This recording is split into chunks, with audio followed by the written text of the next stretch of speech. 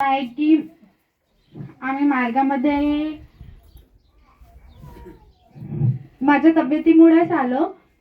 माझी तब्येत हमेशा हमेशा खराब राहत होती. नेहमी म्हणजे तेच माझं झोपणं, दिवसभर झोपत राहत होती. म्हणजे सायंकाळी रात्री मला जसे 12च्या नंतर टाईम झाला त्याच्या नंतरच मला असं वाटत होतं की हा अभ्यास करायचा आहे, हे लर्न करायचं आहे, ते लर्न करायचं आहे, खूप अभ्यास करायचा आहे, जे काही आहे ते म्हणजे रात्री 12च्या नंतरच मला असं वाटत होतं. सकाळी उठून शाळेत जायची हिंमत होतीच नाही.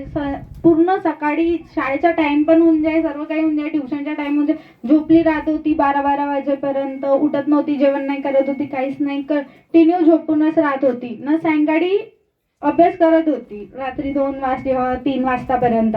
आणखी ड्रॉइंगचा मला खूप हे होता, तर मी तिथं ड्रॉइंगमध्ये पण म्हणजे पुरे विचित्र ड्रॉइंग करत होती. कधी उल्लू काढीन, कधी कोणत्या देवीची फोटो, कधी गणपतीची फोटो, म्हणजे हे असं एकदम डरावण्या टाईपमध्ये पण काढत होती. कधी म्हणजे स्केलेटन काढून घेईन, खोपडी काढून घेईन, हे सर्वच काढत होती. माझी मम्मी बघत होती, तर माझी मम्मी म्हणत होती की हे का काढत राहते, म्हणते बैताळ्यासारखी का झालं, म्हणते असं काही पण चांगल्या ड्रॉइंग काढायचे ते हे काही पण काढत राहते. मी माझ्या मम्मीला म्हणत होती नाही मला असाच आवडते म्हणत होती, मला हेच काढूशा वाटते म्हणत होती. तर मग माझी तब्येत हमेशा खराब राहत होती. हे दुखणं म्हणजे चालूच राहत होतं. एक दिवस असं नव्हतं की मी ठीक राहत होती. खूप दवाखाने केले, कंटिन्यू म्हणजे दवाखान्यात जात होती. स्कूलमध्ये तर जाणंच कंटिन्यू बंद केलं होतं. 9th-10th मध्ये तर गेलीच नाही मी. ते टीचरचे कॉल वगैरे होते, हा तब्येत खराब आहे. तब्येत खराब म्हणजे अशी राहत होती की म्हणजे तब्येत खराब नाही, मला लुसतं वाटत होतं, मी कंटिन्यू झोपत होती ना. पण स्कूलमध्ये हे तर नाही सांगू शकत होती की हो झोपतो त्याच्यामुळे मी येत नाही म्हणून. ट्युशनमध्ये पण तेच 10-10 15-15 दिवस जात नव्हती. तेच चालू होतं. तर पोळ्याच्या टायमाला माझी मम्मी म्हणते हिच्या हमेशाच्या हेच आहे म्हणते. मग तेव्हा मी म्हणजे झोपलीच होती, तर माझी मम्मी म्हणते की हिला नाही का, म्हणते मला चांगलं नाही वाटत आहे म्हणते, हिच्यामध्ये काही तर म्हणजे असं वाटत आहे म्हणते, वेगळं परिणाम वाटून राहिला म्हणते. चला म्हणते हिला कुठून येऊन म्हणून नाही का, माझे मामा ते मुस्लिमच्या याच्यामध्ये त्यांना ओळखत होते, तर म्हणे चला म्हणे हिला तिथं घेऊन जाऊन म्हणे. तर मला नेलं तिथं. मी गेली, म्हणजे माझे पप्पा होते, मी होती, मम्मी होती, आणखी पप्पाचे फ्रेंड होते. आम्ही सर्व गेलो वगैरे. तर तिथं त्यांच्यात छोटूसा दर्ग्यासारखा होता. तर तिथं मला म्हणजे आतमध्ये बोलवत होते, पण मी आतमध्ये पाय टाकूच नाही शकत होती. म्हणजे मी आतमध्ये जायची कोशिश करत होती, पण मी आतमध्ये पाय टाकूच नाही शकत होती. तर माझ्या मम्मीनं मला म्हणते की चल ना आतमध्ये चल. मी म्हटलं मी ट्राय करतो, पण माझ्याशी होतच नाही. तर माझ्या मम्मीनं मला धक्का दिला आतमध्ये. मी आतमध्ये गेली, त्याच्यानंतर तिथं मी दूर मागे बसली होती. तिथं म्हणजे बाईला मुलीला तिथं जेवण नाही येऊ देत होते, तर मी दूर बसली. तर ते आले, त्याच्यानंतर मला म्हणते इथं समोर ये म्हणते. मी म्हटलं नाही मी इथंच बसतो म्हटलं. तर नाही म्हणते इथं समोर ये. मला ते खूप म्हणत होते की समोर ये. मी म्हटलं नाही मला. मग म्हणे ते म्हणजे रागवूनच म्हटले की समोर ये. तर मी उठायची ट्राय करत होती, तिथून मला होतच नव्हतं. मी एका जागी जशी जमून कसं जाते बिलकुल तशी होऊन गेली होती, म्हणजे समोर जातच नव्हती ना. कंटिन्यू म्हणजे डोळ्यातून आसू वगैरे पूर्ण निघणं चालू झालं होतं, रडत होती कंटिन्यू, पण समोर पाय टाकू नाही शकत होती. तर मग त्याच्यानंतर त्यांनी मला खिचलं. मग माझे ते केस वगैरे खोलले. तर मग ते असं म्हणजे बघून माझे घरचे पण बिलकुल शॉक. मग ते सर्व झालं, त्याच्यानंतर माहिती नाही त्याने काय केलं. त्याच्यानंतर मला म्हणजे घरचे वगैरे समजावत होते, पप्पाचे फ्रेंड वगैरे होते, ते म्हणे झालं बाई म्हणे, आता जे काही होतं ते झालं म्हणे, आता काही असं आहे नाही म्हणे, काही भ्यायची गरज वगैरे नाही आहे म्हणे, बिलकुल आता आपलं दिमाग शांत ठेवायचं म्हणे, सर्व काही ठीक झालं म्हणे. तर मला तर काही तेवढं लक्षात नव्हतं की काय झालं काय नाही. तर मग त्याच्यानंतर आम्ही घरी वगैरे गेलो. काकूच्या घरी म्हणजे हवनसारखं कथेसारखं होतं. तर तिथं जेवण वगैरे होतं. जेवण करतच होती मी ताईसोबत माझ्या. तर मला असं वाटलं की बाहेरून मला कोणतरी आवाज देत आहे कंटिन्यू. तर मला त्याच्याकडे जायचं आहे. मी तेच म्हणत होते तिला, म्हणजे मी जेवता तिला म्हटलं ताई मला आवाज देते, मी जाते म्हटलं. तर ते म्हणते कोण आवाज देत आहे म्हणते, कोणी आवाज नाही देत आहे म्हणते, चुपचाप जेवण कर. मी म्हटलं नाही ताई मला खूप आवाज देत आहे म्हटलं, मला त्याच्याकडे जायचं आहे तर जायचंच आहे म्हटलं. तर ते म्हणते कोणीच आवाज नाही देत. मी ना जेवण करणं सोडलं ना. मग माझी मम्मी पण मला म्हणजे असं करून 12च वाजले होते. तर म्हणजे घरी गेलो मी, मम्मी पप्पा जेवण होतं. सर्व. तर मी झोपली होती, तर मी खिडकीपाशी झोपली होती. मी कंटिन्यू बाहेर पाहत होती. मला तिथून असं वाटत होतं की ते यमराज म्हणते ना, ते मला न्यायला येऊन राहिले म्हणून. कंटिन्यू मी ते त्यांच्याकडेच पाहत होती. मम्मी मला म्हणते झोपणं म्हणते का बाहेर बघून राहिली म्हणते. तर मी शांत होती, मम्मीला उत्तर पण नाही दिलं, काहीच बोलली नाही मम्मीसोबत. मी कंटिन्यू बाहेर पाहत होती. मग त्याच्यानंतर मम्मीनं मला 2-3 तास टोकलं, तर मी कंटिन्यू लाईटकडे पाहत होती. तिथून पण मला असंच वाटत होतं की मला न्यायला येत आहे ना, मला त्याच्यासोबत जायचं आहे म्हणून. तर मग मम्मी मला म्हणते काम काय झालं म्हणते, चांगलं नाही वाटत आहे का. तर मी ना तिथं रडणं चालू केलं. मी म्हटलं की बडे पप्पा माझ्याशी बोलले नाही म्हटलं, मला त्यांच्यासोबत बोलायचं आहे म्हटलं, थांबा म्हटलं मी त्यांच्यासोबत बोलून येतो म्हटलं. तेव्हा 12च्या नंतरचाच टाईम झाला होता. मी त्याला विचारून येतो म्हटलं की ते माझ्यासोबत बोलले काऊन नाही. तर माझी मम्मी पप्पा म्हणते नाही म्हणते सकाळी विचारशील म्हणते ना. मी कंटिन्यू त्याला रडत होती. पप्पानं पकडून ठेवलं होतं, त्याचे हात सोडून जायची कोशिश करत होती, नाही मला बाहेर जायचं आहे. तर मग पप्पानी वगैरे म्हणजे बडे पप्पाला वगैरे बोलवलं. तर मी त्यांच्यापाशी जाऊन बसली. त्याला मी म्हणत होती की मी मरीन तर मला नवरीसारखं सजव जा, बिलकुल असं म्हणजे चांगल्यानं सजव जा म्हणून त्याला मी म्हणत होती. सर्व रडत होते, तरी मी कंटिन्यू आपलं बडबड करत होती की नाही मी मरीन, मला जायचं आहे, मला बोलवत आहे, मला जायचंच आहे म्हणून. तर माझ्या घरचे जे आम्ही ज्या दर्ग्यामध्ये गेलो होतो त्यांच्या घरी रात्रीच्या टायमाला गेले, त्याला घरी घेऊन आणलं. त्यांना म्हणजे ते त्यांचं एकच होतं की पूर्ण केस वगैरे पकडून ते निंबू वगैरे डोळ्यात टाकत होते. खूप त्याच्यानं खूप त्रास होत होता, खूप जास्त. तर मग तसं करता करता म्हणजे ते थोडा 1 वर्षापर्यंत ठीक झालं. 1 वर्षानंतर पुन्हा तसंच सेम झालं. मला पूर्ण लुसतं वाटणं वापिस ते चालू झालं.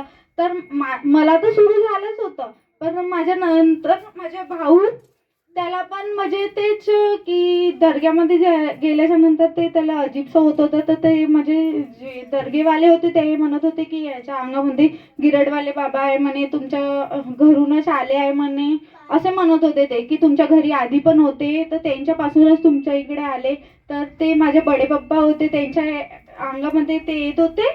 तर ते म्हणत होते की ते तुमच्या घरूनच आले. तर माझ्या भावाला ते गिरडवाले म्हणत होते की त्याच्या अंगामध्ये गिरडवाले बाबा येते म्हणून. तर ते त्याला पण म्हणजे खूप बंदी होती की हो म्हणजे मुलीची हे नाही, पिरियड्स वगैरे आले तर मुलीला हात नाही लावला पाहिजे. तर त्याला पण ते खूप तडप केव्हा पण येणं ते तसं सुरू होतं. एक दिवस तसंच मग आमच्या घरी म्हणजे असं झालं होतं, जिथं जे देव वगैरे होते तिथं म्हणजे पूर्ण ते मुस्लिम सारखंच केलं होतं. आमच्या घरी चादर चढवणं वगैरे पूर्ण ते चालू करून दिलं होतं. कंटिन्यू चादर चढवणं, हर गुरुवारी चादर चढे तिथं. मोहरम राहायला म्हणजे माझ्या दादाच्या अंगात त्याचे हातपाय दुखणं, म्हणजे त्याला वेगळंच अजीबसं चालू होऊन गेलं होतं त्याला पण. मग असंच एक दिवस असं झालं होतं की मी घरीच होती. तर नवरात्रीचा टाइम होता. मी खूप जिद करत होती. दादाला म्हटलं की मला नाही का म्हटलं कोराडीला जायचं आहे. कंटिन्यू त्याच्याकडे जिद करत होती. आम्ही जितक्या बी बहिणी होतो सर्व म्हणजे म्हणत होते त्याला. मी पण अति करत होती. तर तो मजाकीमध्ये म्हणते आमच्या घरापाशी एक विहीर आहे, तिथं एका माणसाने सुसाईड केला. तर तो काय म्हणते जो तिथं जाऊन दाखवून दे, म्हणजे मग मी तेव्हा तर त्याला का म्हटलं मी जाऊन दाखवू का म्हटलं. त्याला मी कंटिन्यू विचारत होती की मी जाऊन दाखवू का, मला म्हटलं एकदा की तू जाऊन दाखव म्हणून. तर तो त्याच्या माइंडमध्ये माहित नाही का आलं, त्यानं पण म्हटलंच नाही म्हणे तू नाही जाशील म्हणे, बाकी कोणी बी जाईन तर चालेल म्हणते, पण तू नाही जायचं म्हणे. तर मी म्हटलं नाही, तू फक्त एकदा मला म्हटलं की तू जाऊन दाखव, मग मी तुला जाऊन दाखवते म्हटलं. मी त्याच्यासोबत मुजेरी जिद वगैरे करत होती. तर तो मला म्हणत होता मी एकदा नाही म्हटलं तर नाही म्हणे, तुला इथेच थांबायचं आहे तर थांब म्हणे चुपचाप. तर मग तसं झालं. मग मी त्याला म्हटलं मग ठीक आहे म्हटलं, चल म्हटलं कोराडीला. तर तो म्हणत होता नाही म्हणे, मी नाही नेत म्हणे तुला कोराडीला वगैरे. मग त्याच्यानंतर तो घरी गेला. मला इतके म्हणजे असं माइंडमध्ये इतका राग आला की म्हणजे मला घरचे बोलवत होते की ये झोपायला 12 वाजले होते. तरी माझ्या घरी एक डॉगी होता, त्याच्यापाशी कंटिन्यू बसली होती ना, आतमध्ये बी नाही जात होती, कोणासोबत बोलतच नव्हती ना, मम्मी पप्पा कोणासोबतच नाही. तर माझे घरचे म्हणत होते की मुजोर झाली म्हणे, म्हणजे ऐकत नाही म्हणे, असं तसं म्हणत होते. तर मी त्यांच्या कंटिन्यू म्हणजे तेच रागातच बघत होती, कोणासोबत बोलतच नव्हती. पण ते झोपाच्या टायमामध्ये एकदम माझी तसंच तब्येत खराब झाली. तर माझ्या दादाच्या अंगात येत होतं. ते ह्या लोकांनी मला डायरेक्ट जे आमच्या घरचं देव मंदिर आहे तिथं नेलं, तिथं बसवलं मला. तिथं मग माझ्या ते दादाच्या अंगात आलं, जे काही मला तर लक्षात नाही तितकं. तर मला इतकं लक्षात आहे की त्यानं मला 2 खिचून झापड मारल्या म्हणून. मग ते पण जोराजोरामध्ये. तो पण वेगळ्या अवस्थेमध्ये होता, मी पण होती. पण मला इतकं लक्षात आहे की त्यानं मला 2 झापड मारल्या म्हणून. त्याच्यानंतर म्हणजे मी ना त्याला एक लास्ट शब्द म्हटला की दादा आता मी थकली, आता माझ्याशी झालं म्हटलं, आता मी काहीच नाही करू शकत म्हटलं, त्याला असं म्हटलं. तर ते म्हणजे ते लोक माझ्या डोळ्यामध्ये निंबू वगैरे ते टाकणं, केस वगैरे पूर्ण खिचून ठेवणं ते सुरू होतं. तर त्याच्यामुळे मी ना दादाला म्हटलं, दादा आता झालं, मी थकली, आता मला काहीच नाही, मला जाऊ दे, मी जिथं जाता मला जिथं नेताय तिथं मला जाऊ दे म्हटलं. तर म्हणे म्हणजे दादा म्हणत होता असं कसं जाऊ देऊ म्हणत होता मी तुला. नाही म्हणे मी तुला जाऊ नाही देणार. मी म्हटलं दादा आता माझ्या अंदर काही आहेच नाही, मी पुरी खतमच झाली आहे, मला जायचं तर म्हणजे ते इतके नेऊन राहिले तर जाऊ दे असंच म्हणत होते. मग ते झालं. त्याच्यानंतर मला झोप वगैरे, तेव्हा मी माझ्या मम्मीला म्हटलं की दादानी मला मारलं म्हटलं. तर मम्मी म्हणते नाही मारलं. मी म्हटलं नाही, माझ्या दोन्ही गालावर आग होत आहे म्हटलं, दादानी मला मारलं म्हटलं. तर नाही म्हणे दादानी नाही मारलं म्हणे. मग त्याच्यानंतर तेच मग कंटिन्यू मग ते तब्येत खराब होणं चालू. तिथे दर्ग्यामध्ये पोळ्याच्या टायमामध्ये दर्ग्यामध्ये 2-2, 3-3 दिवस मी न माझे पप्पा राहिलो होतो की म्हणजे काही तब्येत वगैरे खराब होईल याच्यामुळे तिथं म्हणजे लोकांच्या घरी. मग त्याच्यानंतर मला माझ्या मामाच्या घरी नेलं.